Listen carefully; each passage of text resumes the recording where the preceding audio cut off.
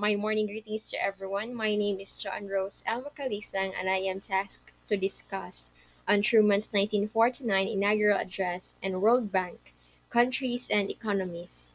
Harry S. Truman's inaugural address, known as the Four-Point Speech that was delivered on Thursday, January 20, 1949, took the country by surprise. The speech detailed four major steps in how to approach the ending of World War II. First, he advocated giving support to the United Nations and its entities and looking for ways to make them stronger. Second, he stated that the United States would continue programs to aid in world economic recovery. Third, he spoke for strengthening and supporting freedom-loving nations against outside attack and aggressive forces. And fourth, he encouraged beginning a new program that would make scientific and industrial advances available to improve underdeveloped areas.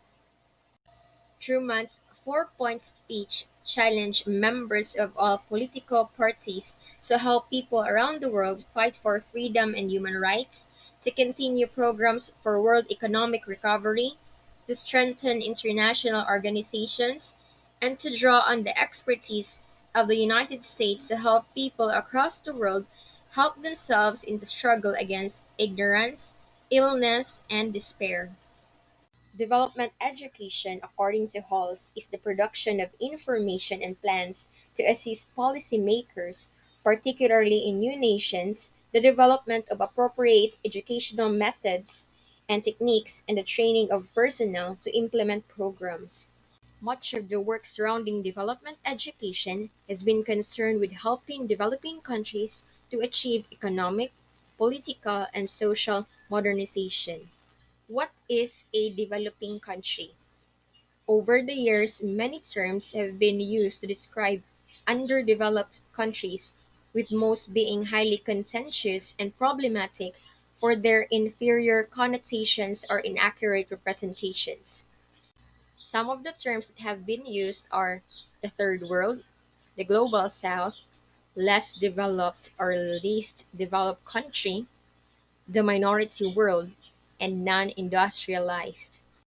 The World Bank defines a developing country as one in which the majority lives on far less money with far fewer basic public services than the population in highly industrialized countries.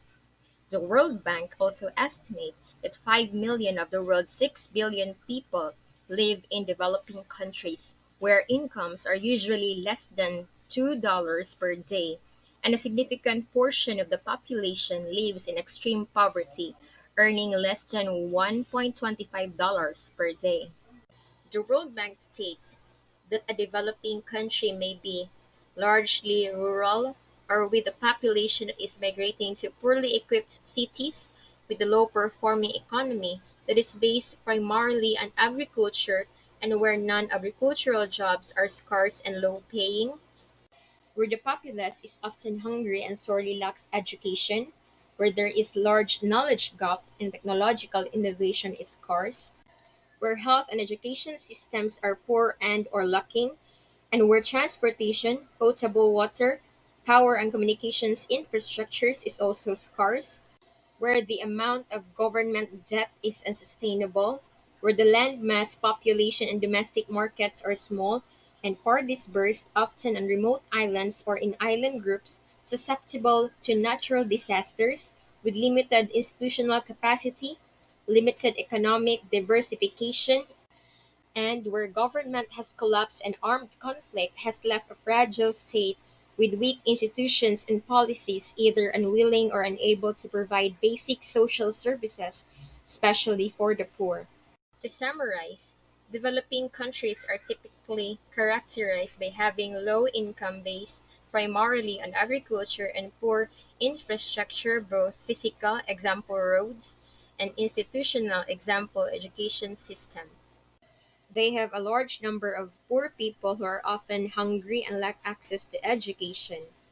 These countries also tend to have high debt and poor governance. Many recognize that there is more to an individual's development and well being than income.